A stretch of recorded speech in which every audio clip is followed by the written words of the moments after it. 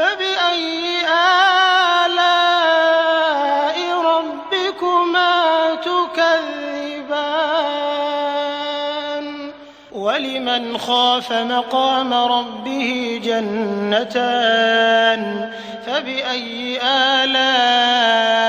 ربكما تكذبان ذواتا أفنان فبأي آلاء ربكما تكذبان فيهما عينان تجريان فبأي آلاء ربكما تكذبان فيهما من كل فاكهة زوجان فبأي آلاء ربكما تكذبان متكئين على فرش